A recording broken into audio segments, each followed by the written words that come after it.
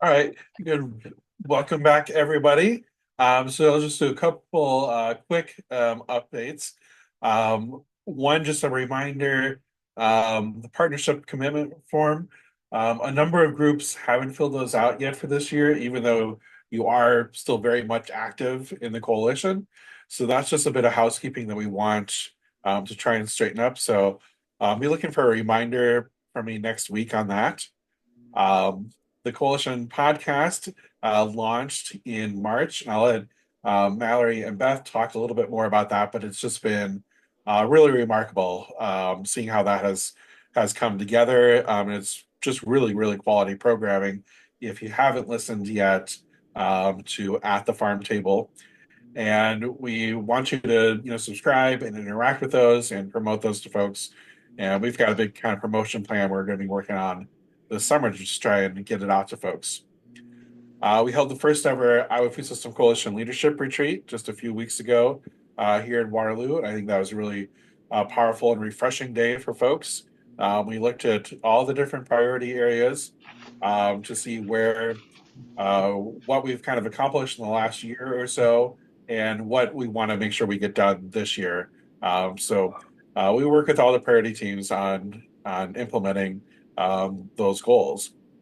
And just a reminder, I know this was in there last month, but I'm just going to leave it in there because it continues to be a hot issue that the Food System Coalition is staying committed to racial, social, economic, and environmental justice.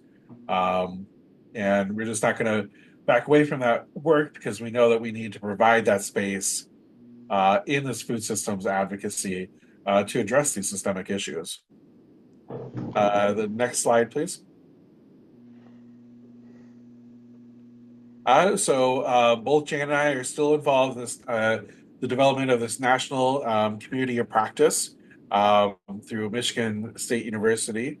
Um, and so that's really with the goal of trying to get um, ideas for kind of best practices for food system work across the country and trying to create a network of more kind of sharing between states about what has been working and not working, and trying to create mentorship opportunities within that network.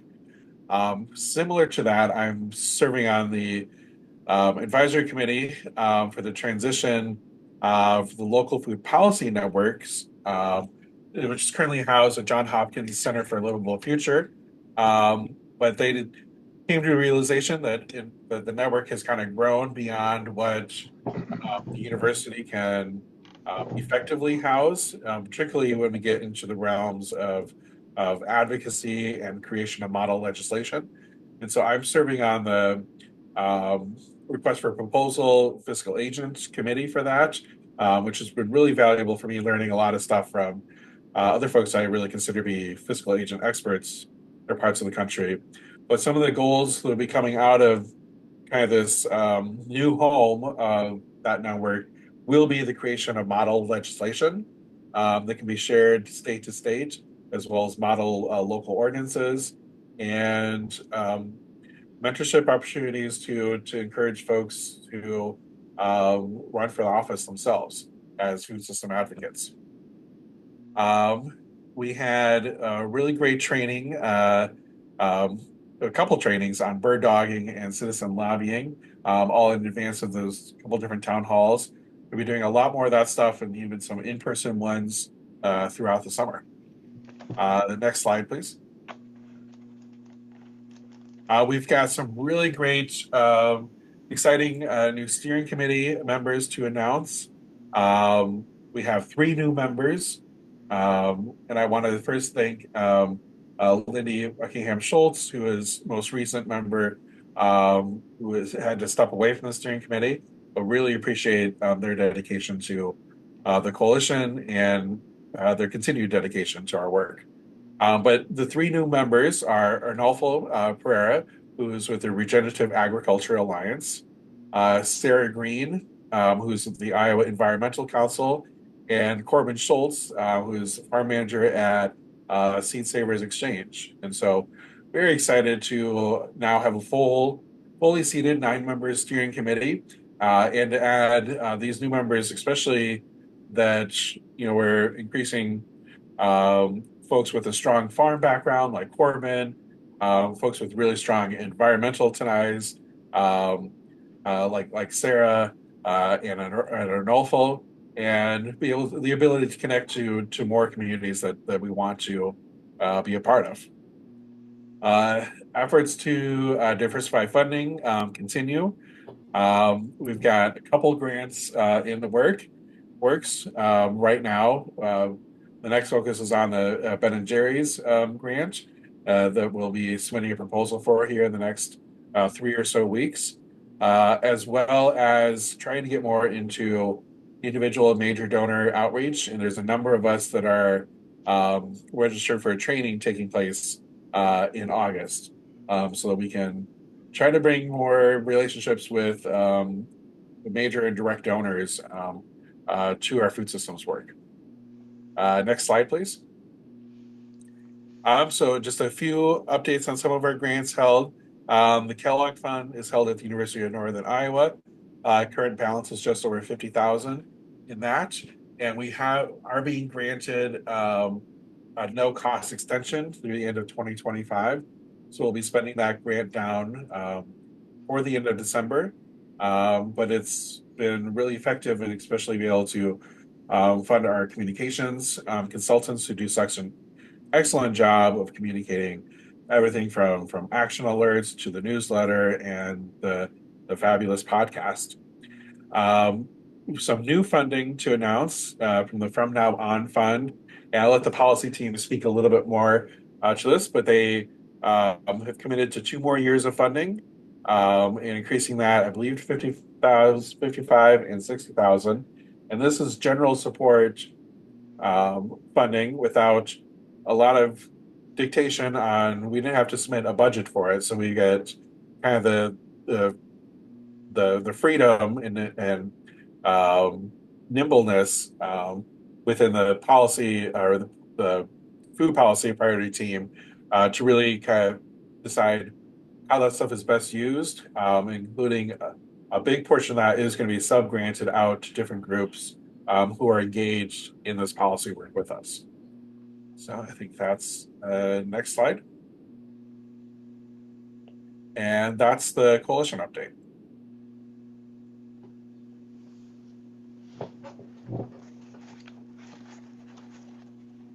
Okay, so for the evaluation update, I think the words that are on there are from last time, but I can give you a verbal update.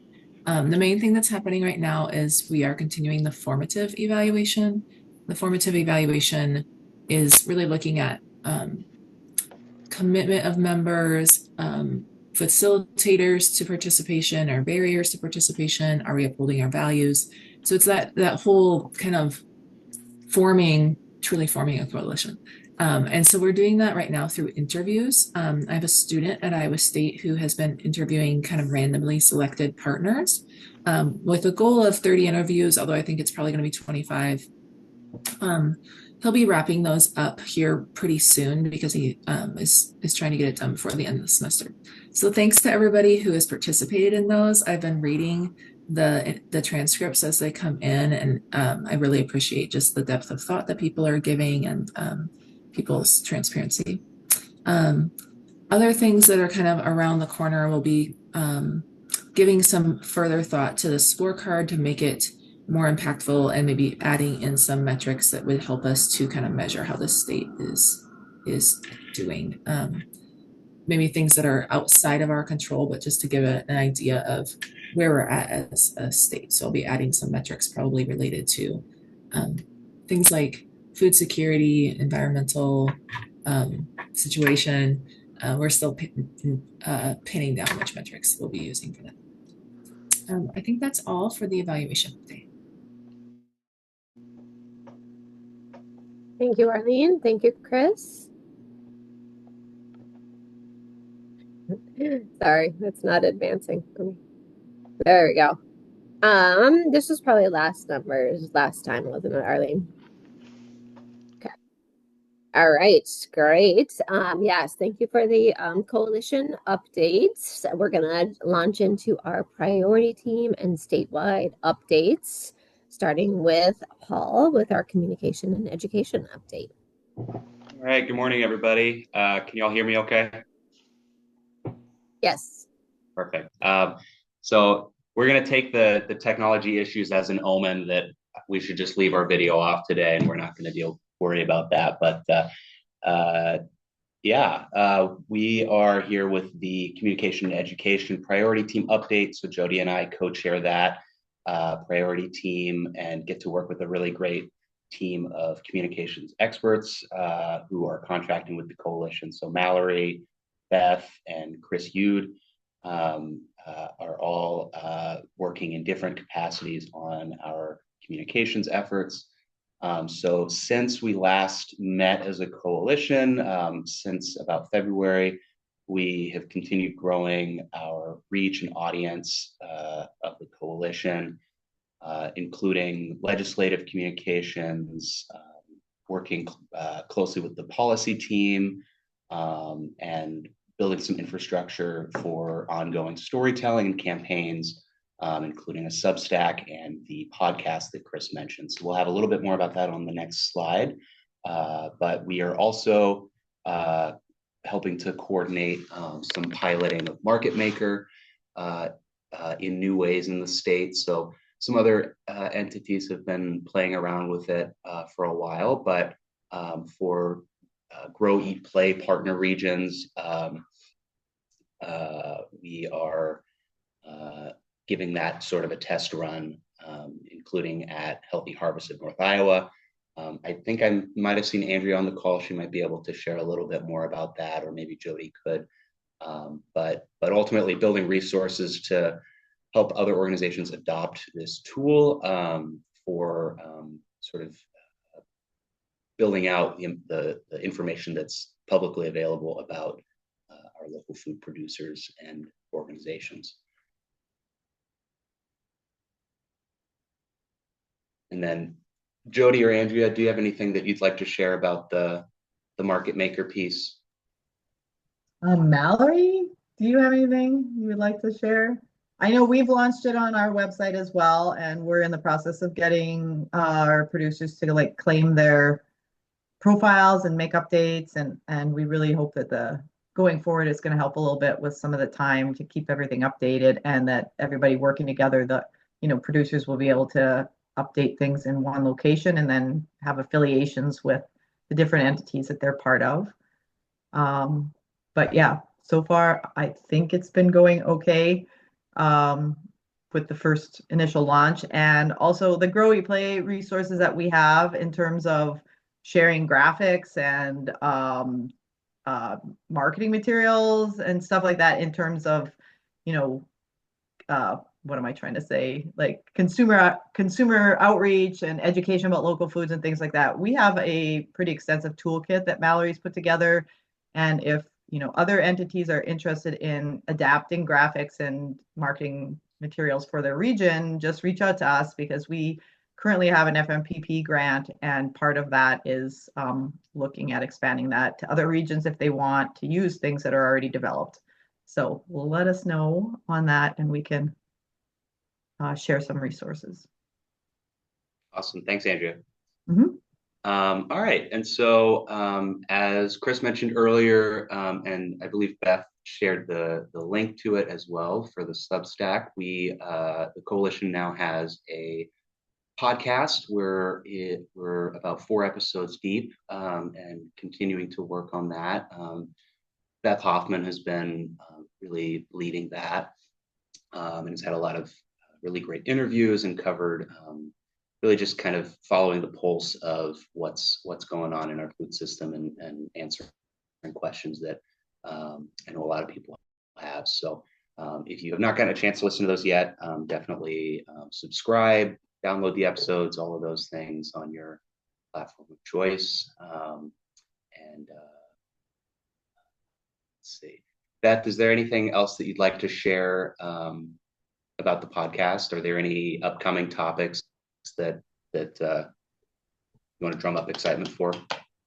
Yeah, well, first off, thank you to everybody for sharing it and uploading and subscribing, and All of those kinds of things is super helpful to get it out there, and please continue to do that. Like Mallory put in the slide, we're up to 1,000 downloads on that first episode, which is a great, huge milestone for us. I'm trying to involve, if you haven't listened to it, it's kind of mix of storytelling and reporting. I'm trying to mix in a lot of voices. So if you have ideas for topics, I'd love to hear about them. The next one is going to be on how immigration policy is impacting food and farming and food service workers in the state.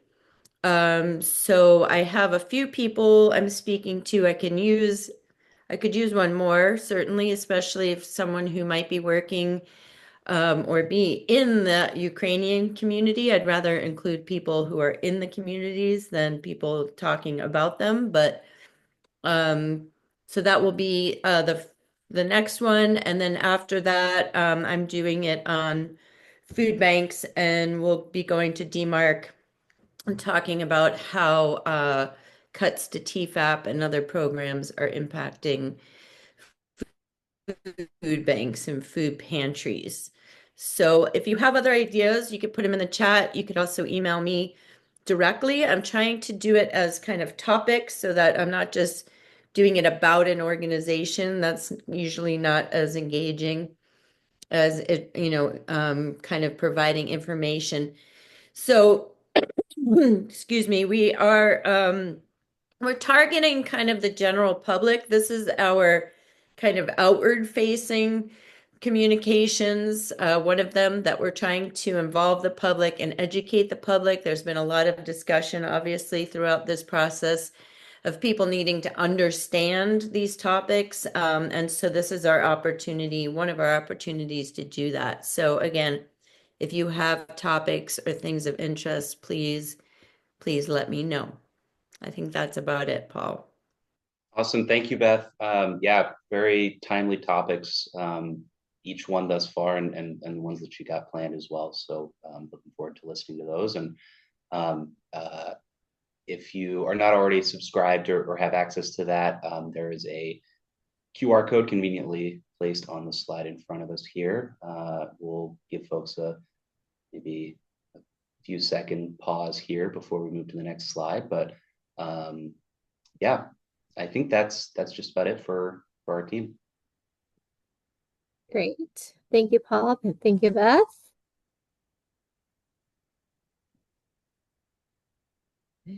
All right. Food, nutrition, and health. There we go. Good morning, everyone. My name is Laura Paulson. I'm with the SNAP-Ed team and will present the update for food, nutrition, and health today. Last week, we hosted our quarterly spring meeting with the HEAL Partnership. And on that call, we had a few different partners present.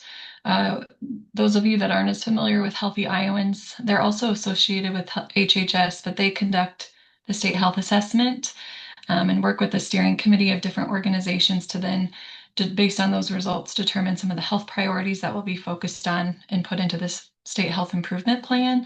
And so they gave an overview of that to kind of help explain that background, and then share an update of us trying to make a more concerted effort to align our work moving forward, as one of the health priorities that was determined is related to food insecurity. And so with the HEAL Partnership and the work groups, they're focusing on similar efforts. We wanted to really align and combine the work group members and carry that work together, or carry it forward together. So just wanted to update you on that. I know some of our Food System Coalition members have been a part of both. And so that has created some confusion in the past. And so we're really trying to move forward together. And they have some new team members. So it's kind of good timing to get connected and strategize this work moving forward. Also, our colleagues with ISU Extension and Outreach in the human sciences and food science and human nutrition area that do SNAP-Ed and FNEP nutrition programs presented and highlighted the different programs that they offer, some of the evaluation outcomes, And so specifically, that's like Bite, Live Healthy, Plan, Shop, Save, Cook. And then you may be familiar with the Growing Together Iowa program that provides grants to different counties across the state doing community gardens that donate to local food pantries, as well as the Healthy Food Access Specialist. I think I saw at least one on the call today. And so really trying to help educate our partnership members more about some of these resources that are out there across the state and how we can collaborate and leverage participation through helping with promotion, or just being more informed on some of these newer positions that are coming about, and the collaborative work of the Healthy Food Access Specialists and how we can connect with them as we do. One of our work groups is focused on education, as well as new innovative programs. And so just wanting to be more informed and learning how we can collaborate with these different experts across the field. And then Alyssa Brown with the World Food Prize Foundation gave a brief promotion of the Iowa Hunger Summit that's coming up this summer on July 16th. So you can go to the next slide. Thank you. And so with this alignment with the Healthy Iowans and the State Health Improvement Plan, is in the HEAL partnership, we have 5 work groups focusing on food and nutrition security initiatives. We had not yet incorporated physical activity into that. That's one element that the Healthy Iowans work group already had established. And so that resulted in us adding a 6th work group to the partnership. And so active living is a new component that we will be helping support as well. But these 6 work groups are finalizing their action plans. Really, they've gone through a prioritization process and highlighting the work that they're going to move forward in this first year, as well as kind of what is more long-term into year 2. If we are still looking for additional members to fill some of the gaps, that's kind of a goal right now of our work groups, is determining who maybe isn't at the table yet. That would be a vital partner. And so if you know of folks that may have interest in getting involved, then we would be most interested in connecting with them. So heal@hhs.iowa.gov is our email to get that. It's connected to mine. You could connect them to me too, but that's kind of the best way to promote it more widely. And we meet quarterly. And so that next quarterly meeting, which is the general partnership attends, any of you are invited as well if you're not already on our listserv. And that's going to be on July 31st from 9 to 10:30 a.m. And we are focusing our presenters more on school outreach. And so if you have any suggestions for speakers, that would be good to highlight their efforts in addressing nutritious food access in the school setting. We would love to get some ideas. We already have, I know there's a lot of opportunities there. And so, but if you have suggestions, I know new things and new changes are happening. So if you have any suggestions, please reach out to me. But in the meantime, the 6 work groups are meeting on about a monthly basis. And so at those meetings, it's also an opportunity for the work groups to give updates as well. And we are working on a webpage to house information more about the partnership work and the outcomes of the different work groups' efforts. So hopefully by the next quarterly meeting that you all host, we can have an update on that as well. But that's all I have.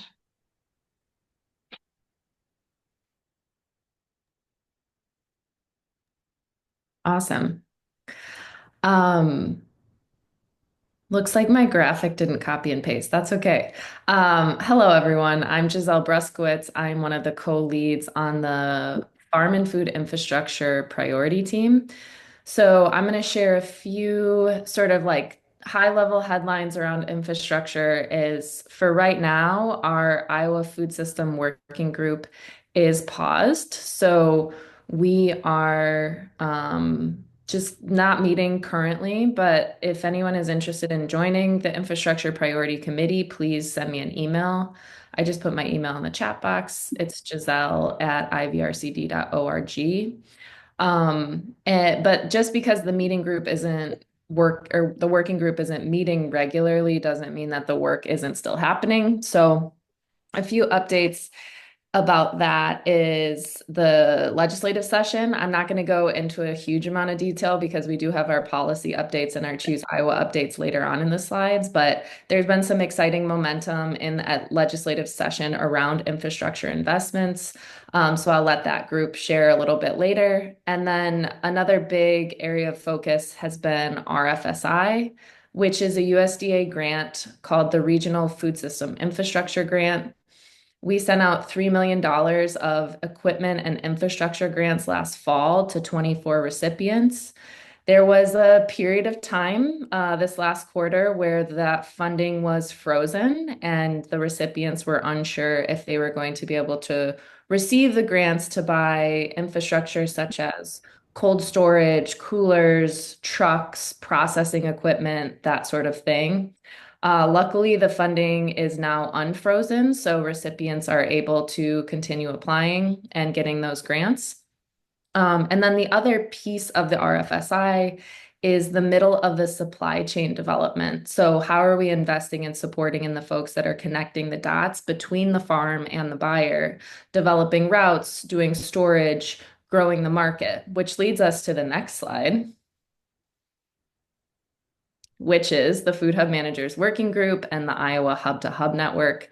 So these are the folks that are leading that middle of the supply chain work across the state. We had our annual retreat in Decorah wow, that was maybe 1 month ago now in April. And we have an amazing group of people that meet every week or every other week on Zoom. Food Hub managers, folks that are managing the nodes, folks that are sort of doing the hard work of working with farmers, connecting the dots, making the routes, distributing food out to the community, managing all of the many, many pieces and wearing all of the hats that make that possible. So we had our annual retreat and just talked about goals, things that we're working on collectively. And one exciting update from the Hub to Hub group, which is the group of 4 food hubs that do wholesale procurement and distribution, is as part of the RFSI project, we have partners at Kitchen Sink Strategies who just hired a sales rep for the state who's going to go out and grow the wholesale market on behalf of the hundreds of local farmers that food hubs source from. And we're going to source all across the state and in neighboring states as well, eventually. And so I'm not going to share the name. This person was hired, but I'm going to just leave this as a nugget for the next RFSWG meeting. You might see it on social media or hear about it before then, but I want to give a more robust update on this person. But the person has been hired, and it's really exciting. And then a new website will be coming soon. So in the next month or so. So you'll be able to look and learn more about Food Hub Managers Working Group and the Hub to Hub Network on a new lovely website. And also there will be a hub impact report. So all of the food hubs share their data and we'll be able to look at the sales and the market that they've been able to grow on behalf of local farmers. Thank you, Teresa Wimmerslag, for pulling that together. Will be coming soon. I'm also going to give this update. This is Zach Couture at LSI Global Greens, is one of the leaders of the Land and Resource Access Priority Team, and he wasn't able to make it. But I did want to share this update that there's a lot of land access work that's happening across the state. One of the big boons to this work was the investment from the USDA in the form of yet another acronym, the LCMA, Land Capital Market Access Grants.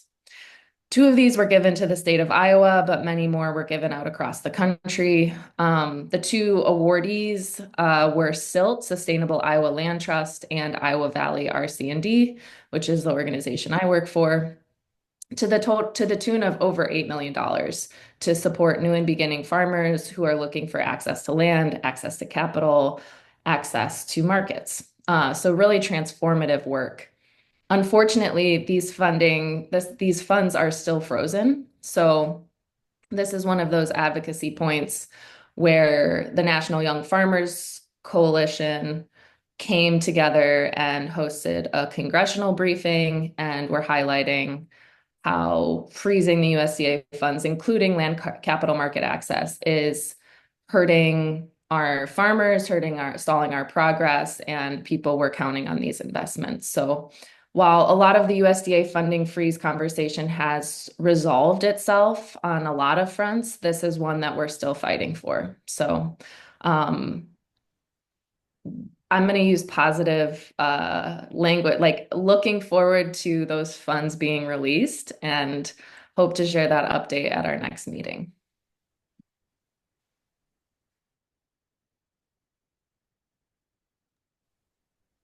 Thank you, Giselle. All right, Jamie or Bob?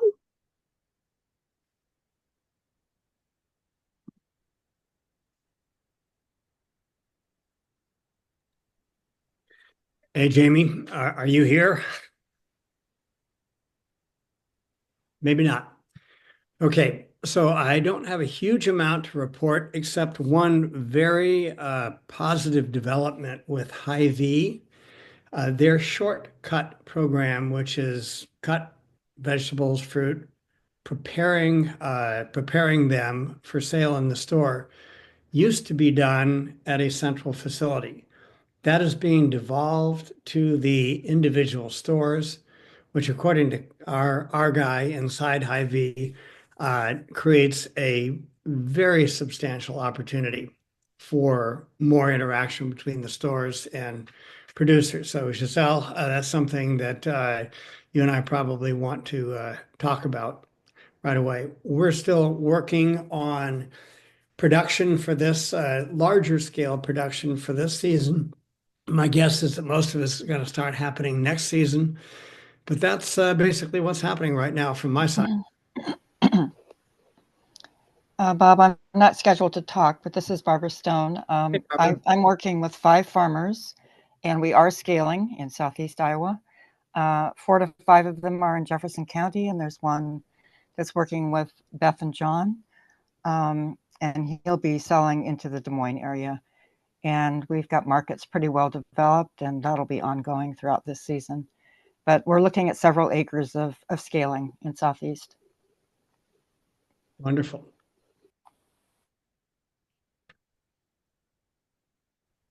All right, thank you, Bob and Barbara. Hey, everybody. I am Krista Smith with Iowa State Extension and Outreach, and am a co-chair on the Iowa Farm to School and Early Care Coalition. Just wanted to tell you a few of our updates. If you're not aware of what the Golden Root Awards are, it's actually a recognition program for schools and early care and education sites that are engaging in farm to school and early care activities.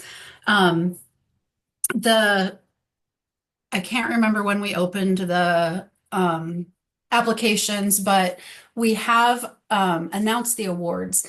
Basically, we have a review team that scores them.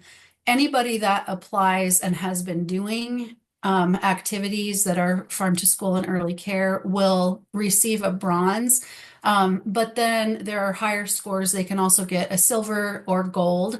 And then there's an outstanding award for one Farm to ECE program of the year and the K-12 School of the Year. And these are our winners this year. Drake University Head Start in the Des Moines area won the Outstanding Award for Farm to ECE program.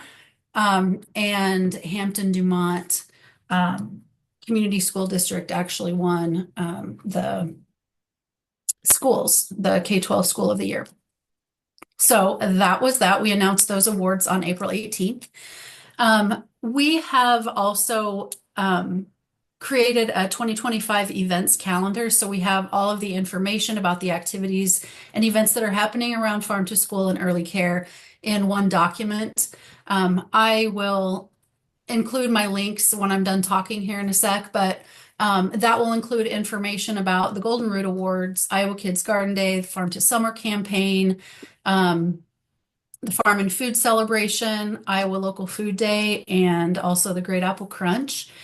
And that will have a little bit of info about each of those events. and also has links and important dates included as well. We have completed and released or published the Farm to School and Early Care Coalition annual report from the 2023-2024 program year. And that is available on our website. Again, I'll drop a link so you can go straight to it. And then make sure that you save June 13th for our Farm and Food celebration. It's going to be an awesome day to hang out together. And in the morning, we'll be at Grinnell College for a Farm and Food roundtable in the morning. And then we'll also eat lunch at the college. Following that will be a farm crawl around Grinnell to different farms in that area. That's going to be super fun. And then we'll all come back together for dinner at Grinnell Central Park. And we'll be having some live music by Chris Schwartz and his band at the dinner. So make sure you don't miss any of that. So that's it. Short and sweet. Those are my updates.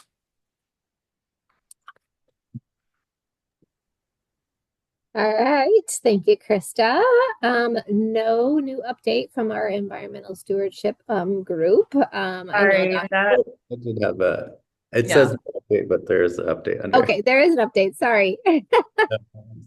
Yeah, so the Harkin Institute held our annual Harkin on Wellness Symposium last month, and the theme was focused on an environmental stewardship theme, which is the connection between agriculture and water.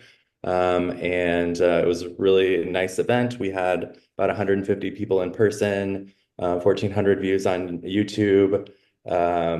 We had more people this year than we had last year when we had the Surgeon General. So I think this issue of water quality in Iowa is just a really issue that's striking people, and a lot of people want to talk about it. And then I will also just mention that we have started a new collaboration with the Iowa Environmental Council. And probably at the beginning of the meeting, it was announced that Sarah Green from IEC is going to be part of the IEC steering committee. But the Harkin Institute and IEC are going to be collaborating on a project looking at Iowa's high cancer rates and the potential connections of different environmental factors. And that will also, include exposures to things that might be connected to agriculture as something that we're looking at. So that's a partnership that we're really excited about. And IEC is also doing really great work serving as a kind of convener among many different environmental groups around the state. So I think we're in a good place to grow out the stewardship component of what we're doing. And that's all. Thank you, Adam.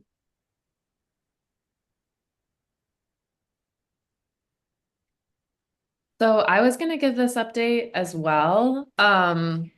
Just stepping in, labor equity is a very important priority within the coalition. Over 10% of our jobs in the United States are in the ag sector. Our system is built on the back of working class people. Also, 6 out of 10 Americans are living paycheck to paycheck. So a lot of folks are working class, and we need to be talking about labor equity. Did my internet just pause? Can y'all hear me still? I could can hear still- you, but you froze. So camera Yeah. off, I think. Technical So difficulties all morning. Is Mercury in retrograde? Something's going on. Anyways, yeah, so labor equity, it ties to all of our other priority areas. When we're talking about farmers making a livable wage, if we're talking about food access, if we're talking about farm to school procurement, like what are the wages that the children in our state's parents and families are making? So anyway, very important group, and we are seeking leadership for this committee. So if you're interested, please let us know. Chris or Chelsea or I would be happy to share more information, talk about your interest, and look at how you could be part of this group.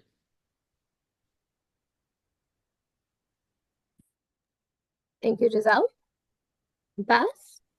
Hi, good morning. Okay, so since I think I've been freezing on my end a few times, I'm going to leave my camera off and hope that you can all hear me. So we have several exciting updates within Choose Iowa. First off, with grants, we announced 33 recipients for the value added grants. That means that since its inception, there have been 100 projects awarded and funded, which is really cool. And the most this year, which means that there were a lot of smaller projects that were funded. But interestingly, quite a few, I think a third of the projects were fruit, vegetable related and horticulture. And so that is phenomenal to see. That was such a huge emphasis this time around with so many people applying for those kinds of projects. Scoring is underway on the butchery grants and food purchasing pilot for schools. We are anticipating being able to announce recipients for that soon. I don't have any other details beyond soon. Coloring calendar, we are seeking entries for the next year's coloring calendar. If you know of a student who loves to draw, please encourage them to draw a really cool Iowa agriculture picture and email a copy to us by June 1 for a chance to be included in the next calendar. And we are rolling out the Choose Iowa Passport to help Iowans find and visit farms, farmers markets, farm-to-table restaurants, and boutique stores that offer Iowa products. This is open to Choose Iowa members to participate and be included. There's no extra cost beyond membership dues. And if you are interested in visiting all of the fantastic places who have signed up to be part of the Choose Iowa Passport so far, you can begin your adventure for free. Go to chooseiowa.com and click on Passport, and then you can sign up there, or you can also sign up where the Travel Iowa passports are offered. So we're very excited that the digital passports include an ag emphasis now. And there will be official announcements going out soon about this. Tommy, I am thrilled. Yeah, 63 places already. And we're finishing up a few print promotion pieces, but because this is digital, we can add new locations at any time. So if you know of Choose Iowa members or someone that may not be a member yet, it would be fantastic to promote and help people find them so they can go visit and earn points when they check in at their location. We can add them at any point. We anticipate the passport being live through the end of the year, and then it'll probably reset around the end of the calendar year for next year. So really, really fun to get to promote and help people connect and visit and find farms and really cool places to visit. And then help provide an incentive to get people out and visiting using the passport and exploring rural Iowa. We are encouraging people to take part in the Choose Iowa Farm Store Crawl, June 21st and 22nd. We have, oh gosh, dozens of locations that have opted in that will be open that weekend, either on Saturday and Sunday or Saturday only. We are collaborating. This is the same weekend as the Iowa Barn Foundation Spring Barn Tour. And so in addition to visiting some really cool farms, farmers markets, and other locations that are in the Choose Iowa Passport, you can also visit some really neat historic barns in eastern Iowa in the Cedar County area. And then we are collaborating again later this fall with more details. So I'll share more after this first farm store crawl. And then last, if you know of someone that could benefit from Choose Iowa that may be interested in joining the passport, encourage them to go to chooseiowa.com and click on Become a Member.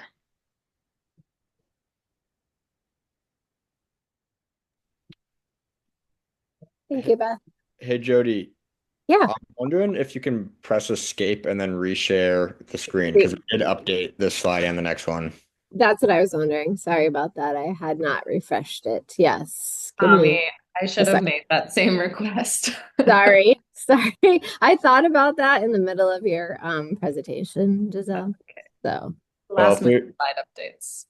if we were good students, we would have done this like a week ago, but we're not all good students. I know some people are. All right, hold on now.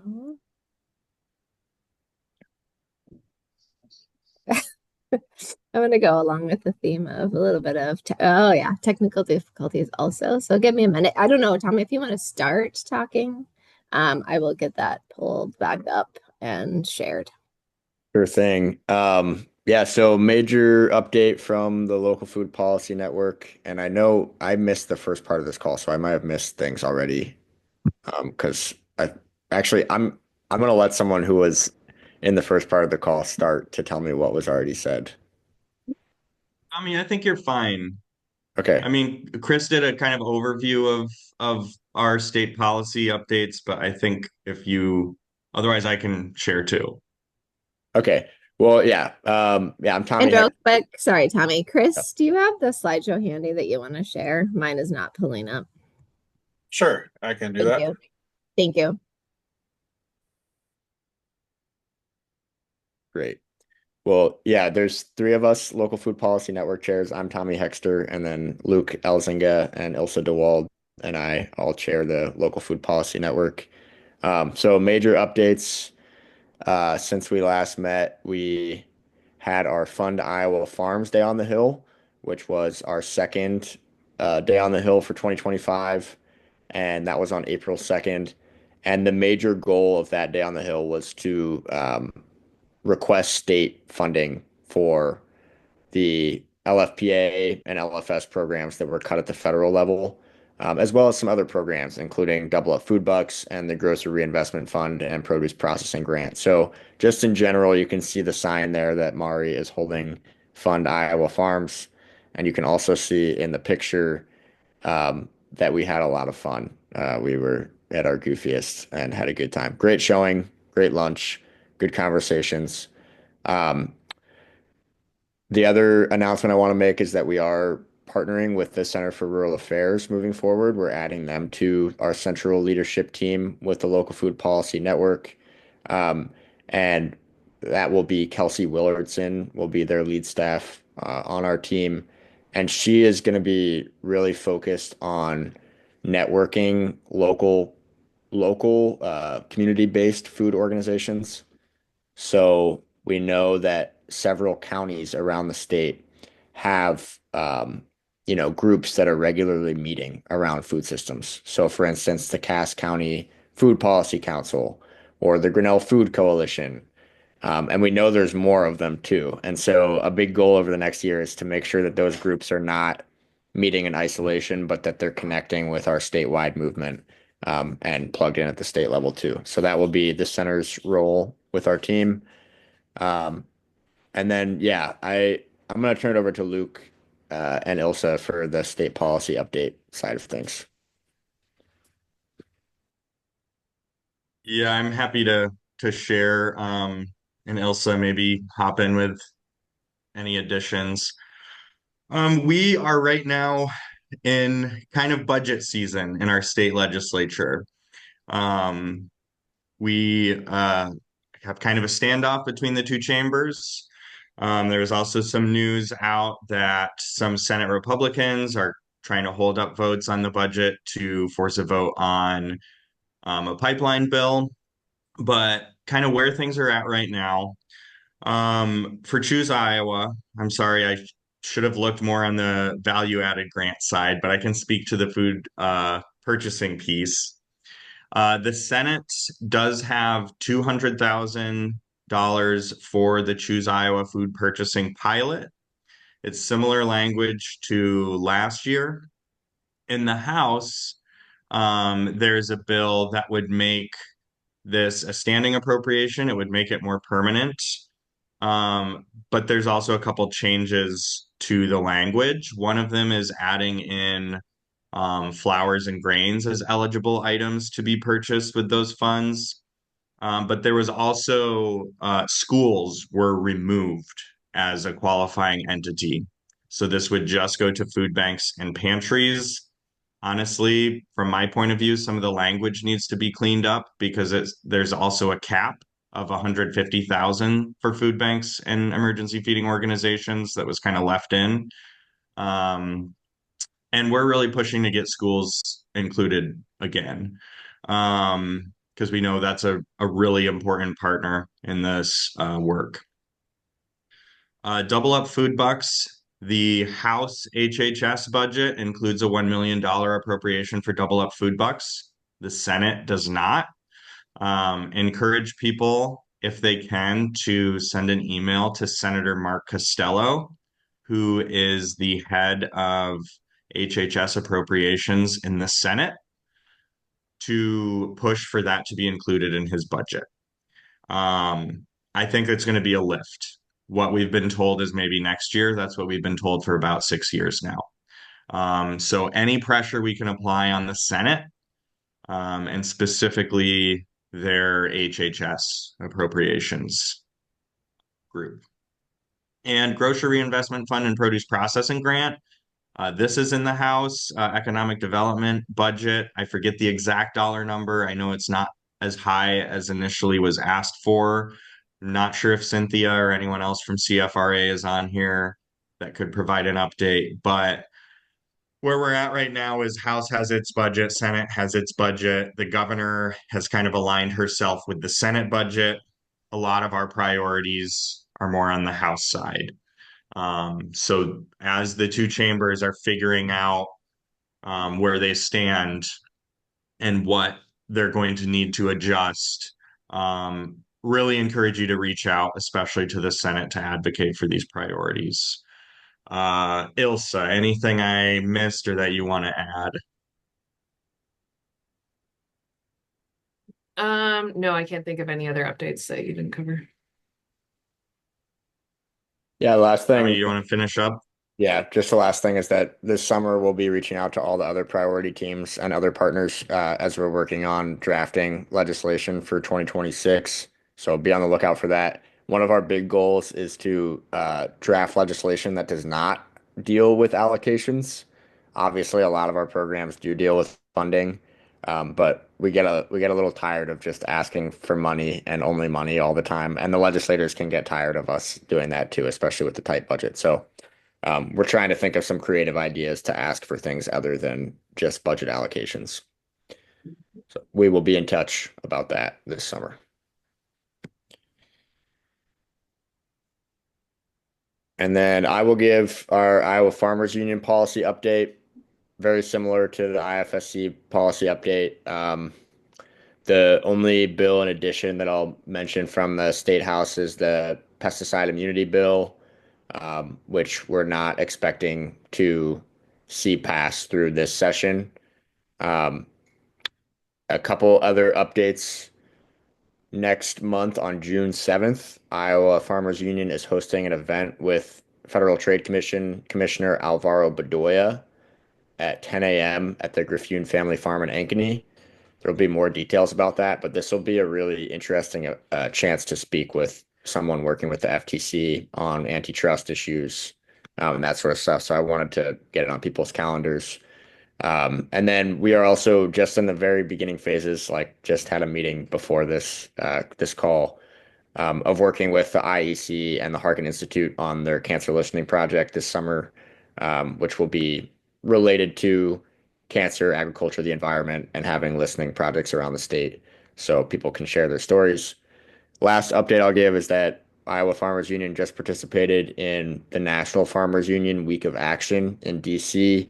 So these pictures down here are from the last couple of days, and are saying the National Farmers Union slogan for this week is "For Farmers' Sake."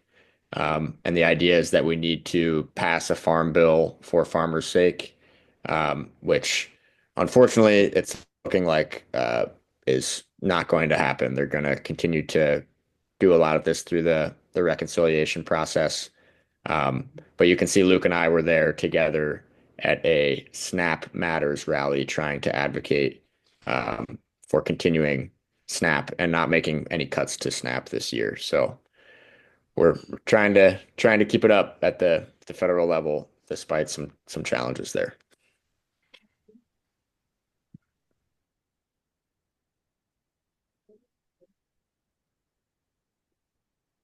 Well, I can hop in now to give some updates for the Iowa Hunger Coalition. And apologies, I never did an introduction. My name is Luke Elzinga. I'm the Policy and Advocacy Manager at the DMARC Food Pantry Network and serve on the board of the Iowa Hunger Coalition and the policy team at IFSC.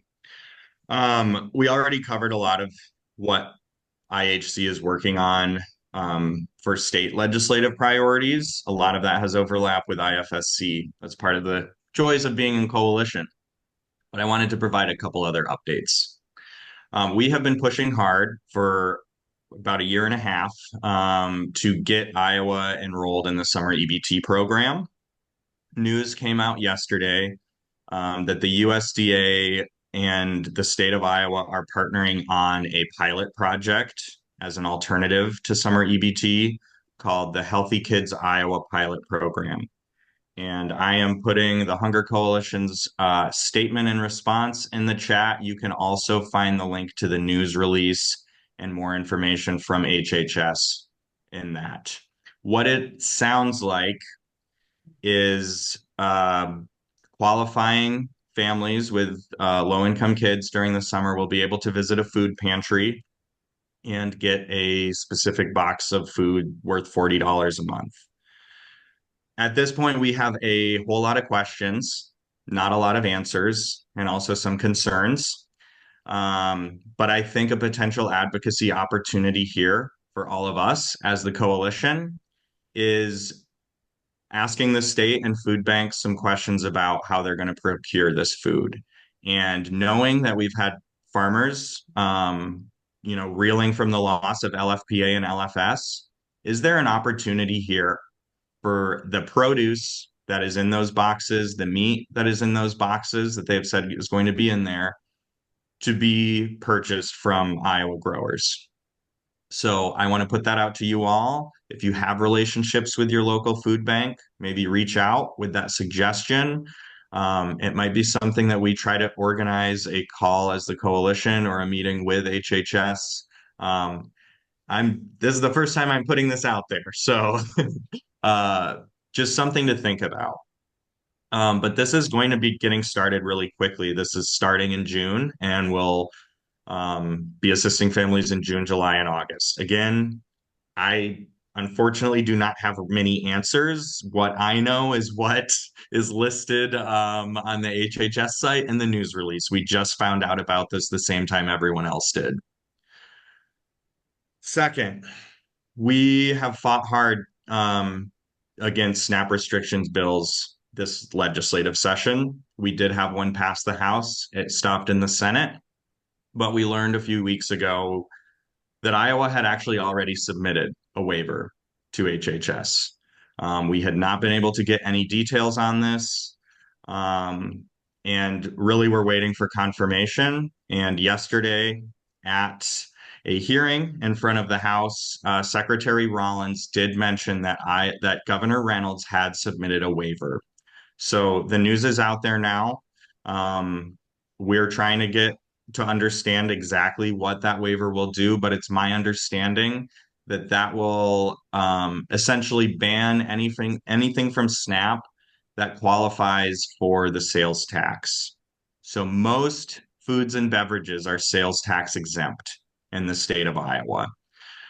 This is essentially a soda and candy ban, although there are some strange nuances related to flour content. For instance, it looks like you won't be able to purchase marshmallows, but could purchase marshmallow cream and things like that. It's a little odd. Again, this is just based on what we've heard. We haven't seen anything, but we expect that there will be more news coming from that.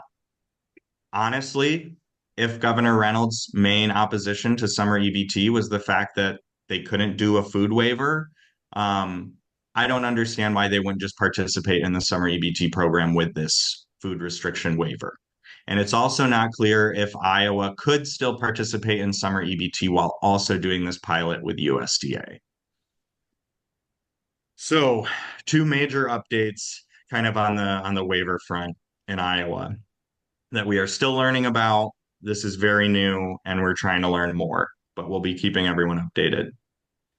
As Tommy mentioned, I just got back from DC. I was there at the National Anti-Hunger Policy Conference, and so it was just cool that we were out there at the same time and could coordinate on some Hill visits. But why I was out there is you may have been following some of this budget reconciliation news from the federal government, massive cuts to Medicaid and SNAP. Um, in the ag budget, they are looking for at least $230 billion in cuts.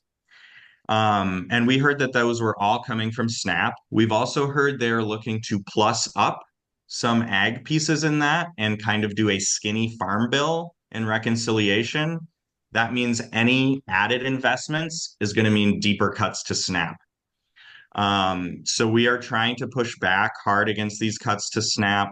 What it's looking like right now is that they will be freezing future benefit increases, expanding work requirements to adults ages 55 to 64, and parents and caregivers of children ages 7 and up. And I think the biggest, most devastating, potentially, consequential thing they're talking about is shifting the cost of benefits to states. Right now, benefits are fully 100% federally funded. They're talking about shifting at minimum a 10% cost share to states. For Iowa, that would look like an additional $53 million a year that would need to come from our HHS budget.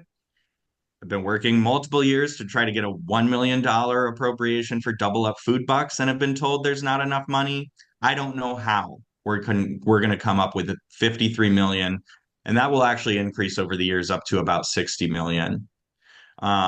We think this would put pressure on the state to cut the program, cut eligibility, and probably cut other state programs to figure out that cost.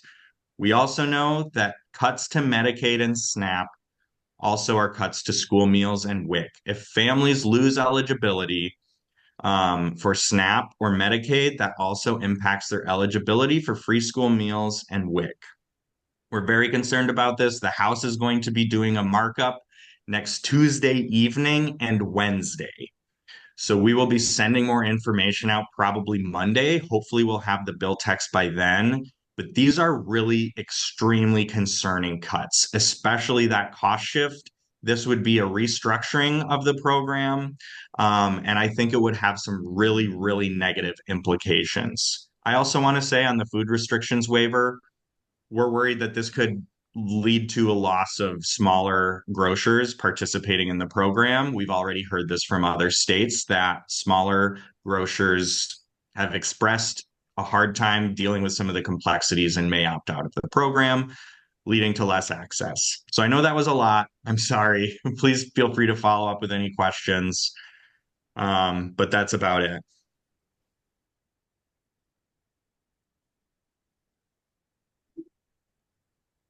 Hi everyone, my name's Megan Kemp. I work for the food systems team at Iowa State Extension and Outreach. Some of our updates that we have are Krista had shared about the Farm and Food Celebration in Grinnell.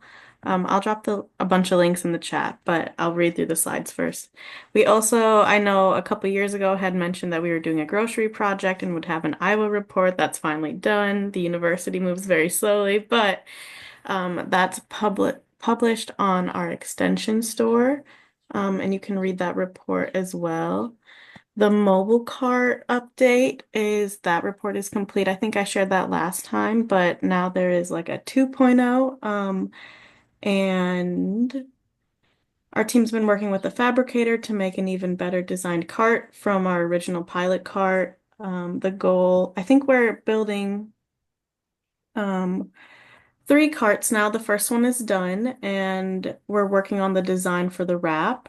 We're figuring out an opportunity to raffle or auction off the old cart, and we're open to ideas if you have any. And unfortunately, that raffle will not include the processor, but we'll have other items that exist within the cart. And Courtney says more to come on rental and sites to see it in action this summer. Another update is the ISU Urban Agriculture Program. This is a hub that Iowa State University's put some funding towards to compile resources and develop educational material, host some field sites, all around urban agriculture in Iowa. And that is with, oh, I lost my, okay.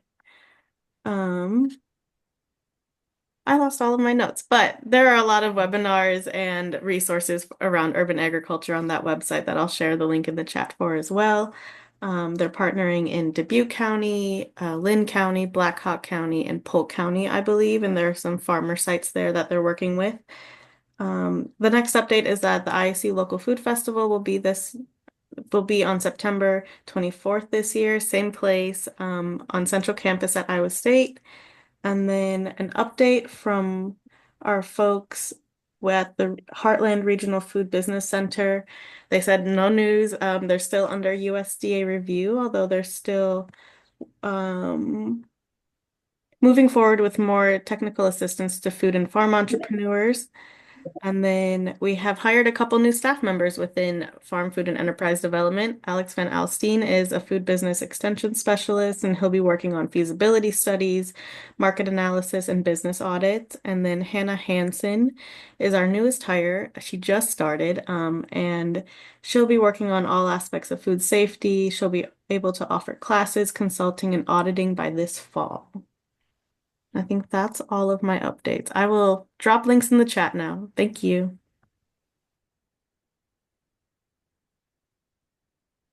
All right, now we are at our food system events and happenings and anything fun. This is the most fun part of our day. We're going to talk about all of the things we're excited to see coming up. I know a lot of people already mentioned, I know Krista went through and talked about the food and farm celebration that's happening in June in Grinnell. It'd be great to have a bunch of people from the Iowa Food System Coalition representing there to be able to meet in person, celebrate the awesome work that's happening in Grinnell. As well as we're trying to really encourage people in Grinnell, if you know anyone in Grinnell who's maybe not a part of food systems work yet, and you're like, hey, you should consider joining this day and get interested. Great time to plug that.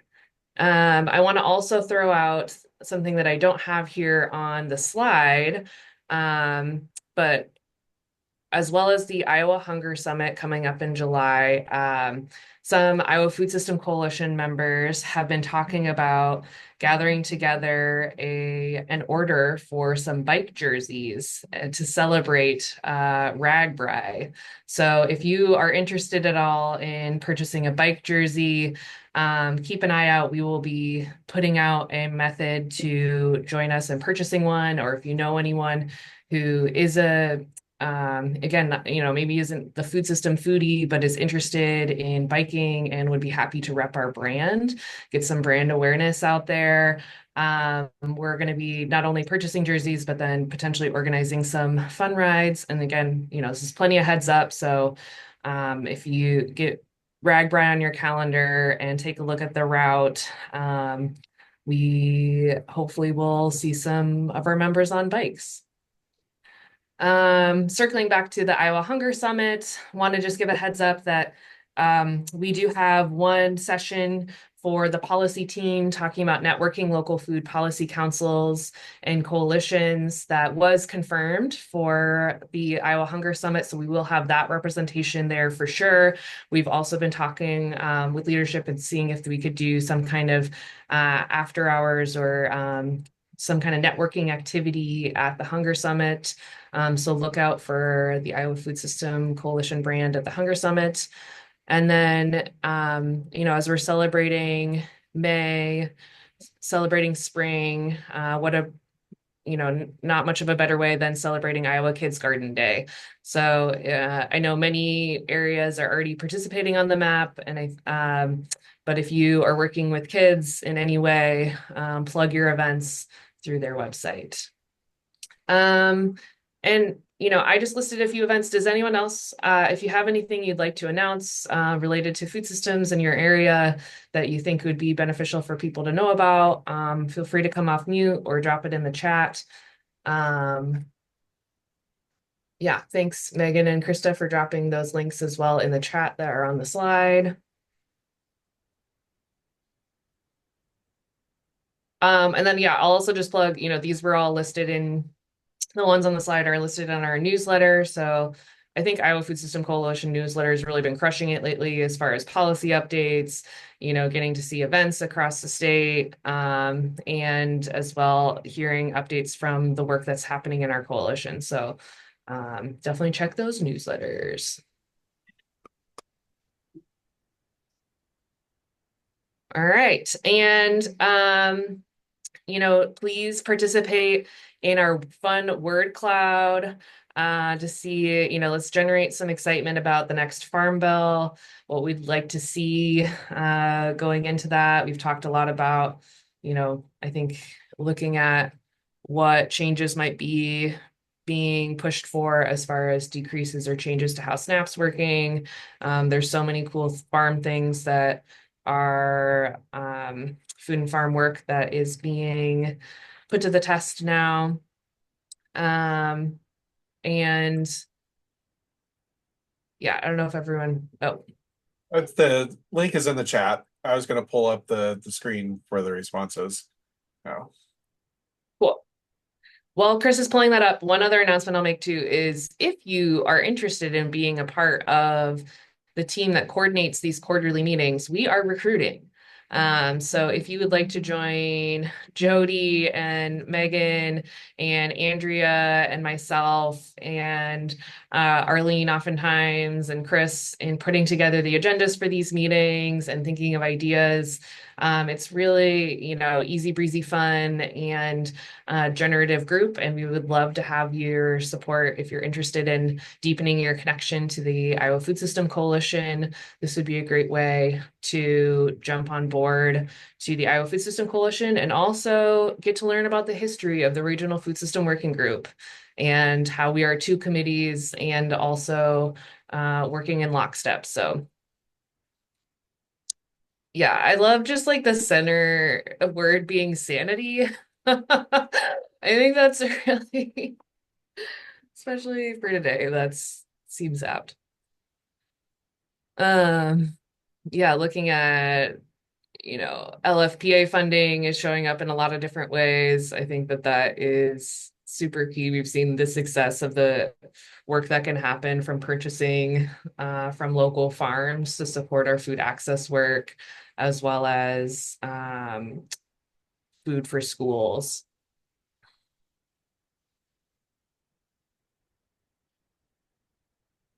I also like compassion.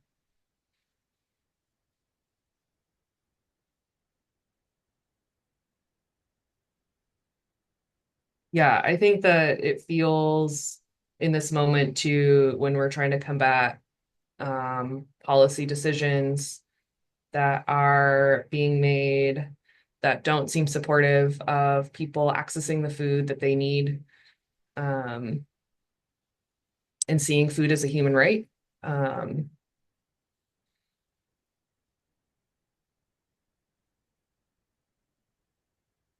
Oh, I love Beth.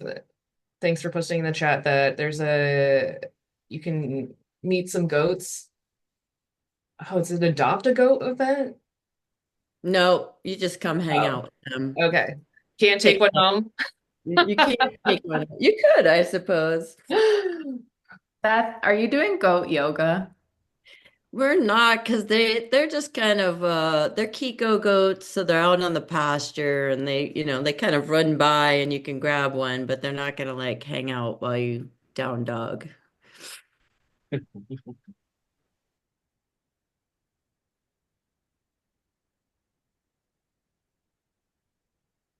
Great. Well, thanks for everyone who contributed words to this word cloud. I think, seeing a lot of similar themes and vibes.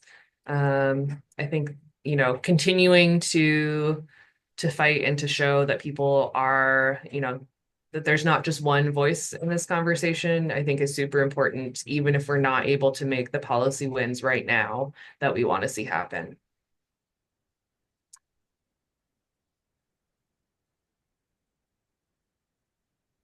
And with that, I don't know if anyone else has any other closing words. Otherwise, we can close out here a bit early. And we will work on having a smoother Zoom entrance for our next meeting, which will be September 11th. So we have a while to prepare for that. Yeah, thank you again, and hope to see you all in Grinnell or on RAGBRAI or many other opportunities to connect this summer on a priority team meeting. Thank you all for joining us, and we can close out unless anyone else is going to jump in with one more reminder. Great. All right, y'all rock.